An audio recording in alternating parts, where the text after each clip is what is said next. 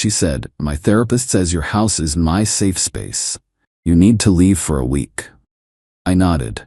"I understand." Then I left and had the water, gas, and electricity shut off for emergency repairs. Her panicked texts about the cold started 3 hours later. I, 39 male, am still trying to figure out where the woman I loved went and when this changeling took her place.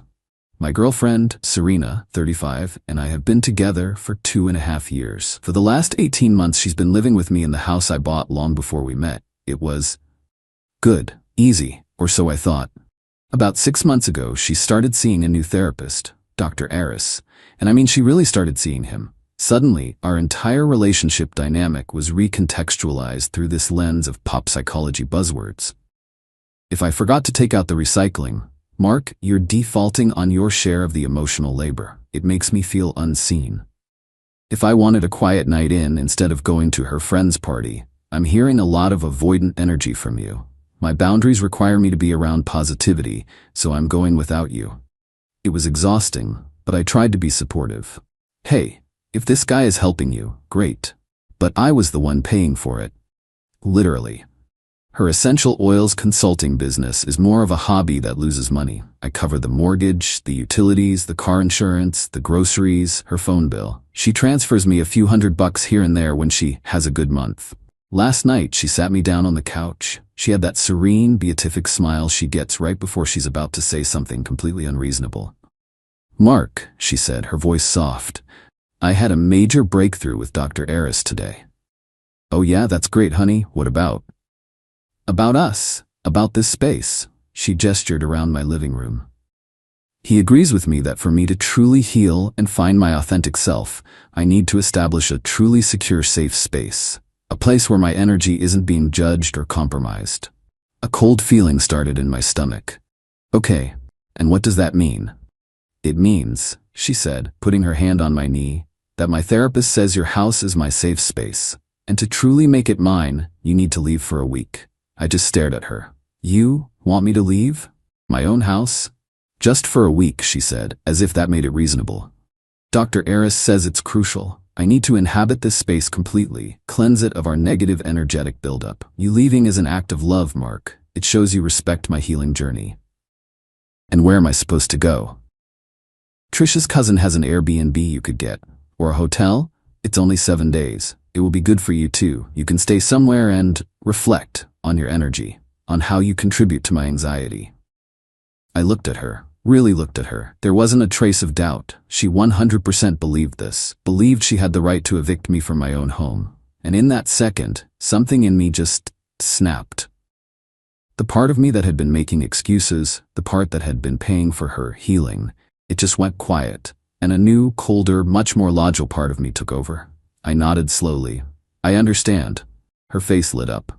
"You do? Oh, Mark, thank you. This is so healthy for us." "I totally get it," I said, standing up. "You need your space. I'll go pack a bag." "You're the best," she cooed, already picking up her phone, probably to text her best friend Trish and Dr. Aris the good news. I went upstairs and packed a carry-on. Clothes for a week. My laptop. My important documents from the desk. I walked downstairs, kissed her on the forehead. "All right, the house is all yours. Do your energetic cleansing. I'll see you in a week." "This is going to be so healing," she chirped. I walked out the front door, got in my car, and drove to a nice extended stay hotel about 20 minutes away. Checked in, connected to the Wi-Fi, and got to work. First, I called the gas company. I used the automated system. Report a hazard. I reported a strong smell of rotten eggs in the basement near the furnace. They, as required by law, scheduled an immediate emergency shutoff. Second, I called the water company. "I'm the homeowner. I need an emergency shutoff. I have a major internal pipe burst." "Yes, right now. I'll handle the plumber. You just kill the main." Third, I logged into my electrical provider's website. I'm the account holder. I scheduled a vacation shutoff for maintenance. I set the date for 1 hour from now. I put my phone on Do Not Disturb and ordered a club sandwich from room service. About 3 hours later, the texts started rolling in. I watched them appear on my lock screen. "Serena, hey, the power just went out. Did you forget to pay the bill?" "Seriously, it's pitch black and the heat just clicked off. It's getting cold. Mark, the water isn't working either. I can't even flush the toilet. What is going on? This isn't funny. I'm cold and I can't see anything. Call me. I know you're doing this. You're trying to punish me. This is psychotic. Turn it back on right now. I finished my sandwich. I sent one single reply. Wow, that's crazy. Must be a massive neighborhood outage. So glad I'm at this hotel. Anyway, I'm turning my phone off to reflect like you suggested. Have a great week. Then I blocked her number. Update 1. Woke up this morning feeling rested. Which is wild, considering the mushroom cloud I knew was forming. I unblocked Serena's number just to see the damage. It was impressive. Dozens of missed calls and texts, each more frantic than the last. They culminated around 3 a.m. with, "I'm at Trisha's. You are a monster. My lawyer will be calling you." Then at 8 a.m. the real fun started. A call from an unknown number. I let it go to voicemail. The message? "Mr. My last name, this is Officer Darden. We've received a wellness check request from a Miss Serena. She claims you've locked her out of her home and created an unsafe living situation. Please give me a call back." The sheer, unmitigated gall. She called the cops on me. I called him back immediately. "Me, Officer Darden, this is Mark, my last name. I just got your message. Is everything okay?" "Sir, I'm here at your residence. Your girlfriend, Miss Serena, is here. She says you turned off all the utilities to punish her and she can't get inside." "Wait, she's at the house? Is she insane?" "Officer, I had to leave yesterday because of a critical safety issue. The gas company red-tagged my furnace. I smelled gas and they shut it off immediately. Then my electrician said the main breaker box was sparking. It's a fire hazard. He shut off the main power. The whole house is unsafe. I'm at a hotel until the crews can fix it." "Sparking?" "Me, yes, sir. I told Serena it was unsafe, that I was leaving, and that she needed to come with me. She's been under a lot of stress. She refused. She said she wanted to stay. I figured she'd leave when it got dark. I have no idea why she'd go back there. And the house is locked because it's a dangerous work site. The crews are scheduled for this afternoon." I could hear him turn away from the phone. Muffled talking. "Officerina." "Ma'am." He's saying the house is a fire hazard. He says he told you not to stay. Serena's voice. "He's lying. He's doing this to control me. My therapist said he would." The officer got back on the phone. He sounded tired. "Sir, this sounds like a domestic dispute." "Respectfully, officer, it's a property dispute. It's my house. I am the sole owner. Miss Serena is a guest who was asked to leave for her own safety while I conduct emergency repairs. I have the utility work orders right here. I can email them to you. I can't have anyone in that house until it's cleared." "Right? Well, ma'am, I can't force him to let you into a house that he owns and claims is unsafe. This is a civil matter." "Civil?" "He left me to freeze. I have belongings in there. My $400 face creams are ruined." The call ended. I knew I had a window. I called a moving company, the 24/7 emergency kind. I paid triple the rate. I need a full pack and move. Today. Now. Everything in the master bedroom that's in the left side closet and the white dresser. Everything in the spare office room. Everything in the bathroom cabinets. They were there in 2 hours. I met them, let them in. The house was indeed cold and dark. While they worked, I called a locksmith and a security company. By 4 p.m., all of Serena's belongings, every last essential oil, every yoga mat, every live, laugh, love sign, were professionally packed. All of it was moved into a 10 by 15 climate-controlled storage unit. I paid for the first month. The locks on my house were changed. A new security system was installed.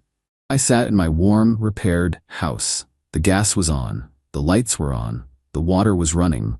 Amazing how fast emergency repairs get done when you're the one fixing them. Then I composed a text to Serena. "Me, Serena, the police contacted me. I'm glad you're safe at Trisha's. The repair crews came today, but they found a lot of problems. The wiring is a mess. It's going to be a long-term project. The house is unlivable. Me, since this situation is so stressful, and you've mentioned my energy is so toxic, I've decided to respect your healing journey by giving you the ultimate safe space, your own. I've had all of your belongings professionally moved to a secure, climate-controlled storage unit. Here is the address, the unit number, and the key code. I've paid for the first month to give you time to figure out your next steps.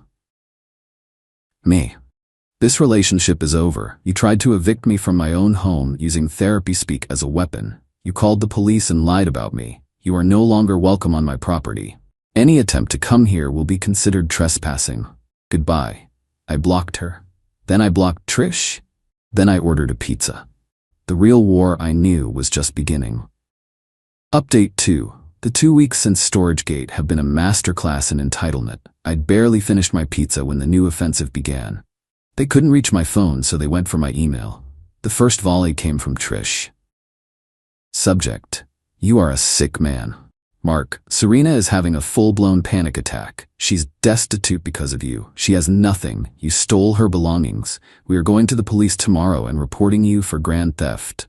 You better return her things and pay her for the emotional distress you've caused, or you're gonna jail. You can't just throw a woman out. She has rights. I gotta admit, that one gave me a tremor. Jail? Grand theft? My logical brain knew it was nonsense, but the threat was still rattling. I immediately called my cousin who works in corporate law, who gave me the number of a friend who eats domestic disputes for breakfast. I had a consultation the next morning. My new lawyer, let's call him Ben, just grinned as I laid out the texts: the safe space demand, the utility shutoff, clever if a bit dramatic, and the storage unit receipt. She wasn't a tenant, Ben said, steepling his fingers. She paid no rent, had no lease. She was a long-term guest. You gave her notice to leave, admittedly a very creative notice, and you secured her property. She has no case for illegal eviction, and it's not theft if you've given her the keys to the storage unit where all her stuff is. She's just mad she's not living for free anymore. He drafted a beautiful, terrifying letter to Serena, which I emailed to her since she was blocked everywhere else. It basically said, "Our client Mark has terminated his personal relationship with you. Your status as a guest in his private residence is revoked. Your personal property has been secured at storage facility address, with 1 month's rent paid as a courtesy. Any attempt to contact our client, his family, or his place of employment will be viewed as harassment. Any attempt to enter his property will result in immediate prosecution for criminal trespass." This was the best part. We have copies of your texts demanding he vacate his own home, which show a clear intent to seize control of the property. We are confident a judge will see this as you acting in bad faith.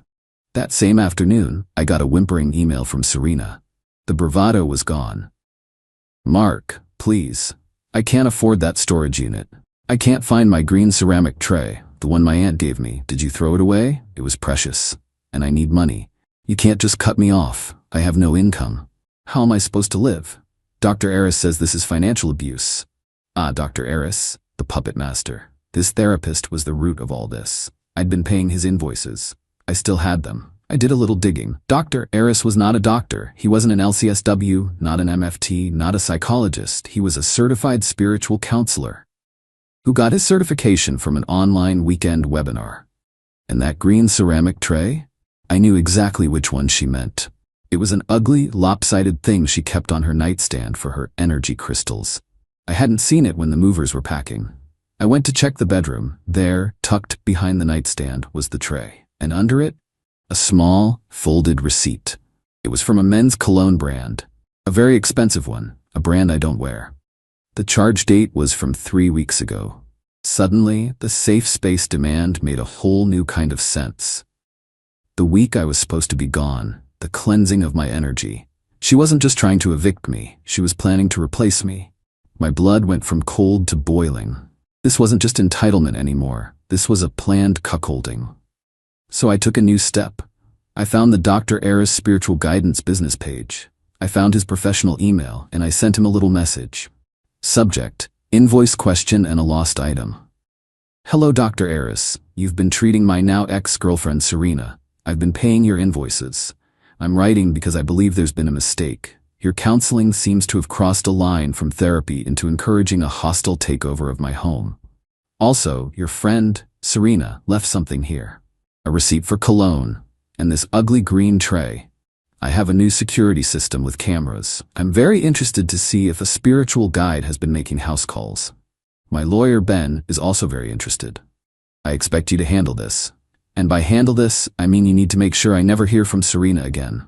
No legal threats, no emails, nothing. Or we'll all find out just how holistic your practice really is. I attached a photo of the receipt in the tray. I didn't expect a reply. I was wrong. Final update. The silence was, as they say, deafening. For about 48 hours. I was at my desk trying to untangle a code migration when my personal cell rang. It was Ben, my lawyer. Mark, you're not going to believe this. Oh God, what now? I just got a call, not from Serena's lawyer, from a lawyer representing a Mr. Eris, the therapist. My heart hammered. And Mr. Eris would like to resolve this amicably.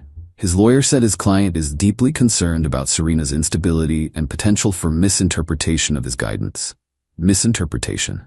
Right, get this. Mr. Eris is generously offering to pay for Serena's storage unit for 1 full year. And he's offering you $5,000 for your trouble and emotional distress in exchange for you signing a non-disclosure agreement about him and his practice. I almost dropped the phone. The cologne receipt. That had to be it. He wasn't just her therapist. He was the guy she was buying cologne for. The safe space was for him. He was terrified of me blowing up his little healing scam. Me, Ben? Counteroffer. I don't want his $5,000. It feels dirty. Tell him I'll sign the NDA on one condition. Ben, I'm listening. I want a formal, notarized letter from Serena. In it, she must state that she was not a tenant, that she paid no rent, that her demands for me to leave were based on personal advice she now recognizes as inappropriate, and that she fully relinquishes any and all claims to my property, now and in the future. She signs that, and I'll sign Eris's NDA, and he gets to pay for her storage for the year. That's surgical, Mark. You're basically having him buy your get-out-of-jail-free card from her. He's gonna have to force her to sign it. He got her into this. He can get her out. It took a week of what I can only imagine was the world's most stressful spiritual counseling sessions. But it came, a FedEx package with a notarized, ironclad letter from Serena, hitting every single point I demanded. Her signature was shaky. I signed the NDA for Eris. I felt nothing, just tired. The final loose end was Trish. She hadn't gotten the memo. She was still on the warpath. She couldn't email me, so she tried to find me on a professional networking site, sending me a message. I see you, you snake, hiding behind your lawyers. Serena is broken. I hope you're happy. Just know, everyone knows what you did. You're a cold, abusive coward. I looked at the message. I thought about the cologne receipt. I thought about the safe space lie. I replied with just one attachment, a scanned copy of the notarized letter Serena had signed where she explicitly admitted everything. Her reply 20 minutes later, oh. She's blocked me now. So, that's it. It's over. I'm out thousands for Ben's time, for the movers, for the locksmiths, for the security system. My house feels empty. I'm constantly checking the new security cameras. I jump when the heat clicks on. I don't feel like a winner. I don't feel justice was served. I just feel like I survived a hurricane that I invited into my own home. I was a fool for letting it go on so long, for paying for the rope she was using to hang me. Last night, I took the ugly green tray and the cologne receipt, and I put them in my barbecue. I lit a match and watched them burn until they were just black flakes. It's not a healing journey, but I guess it's a start.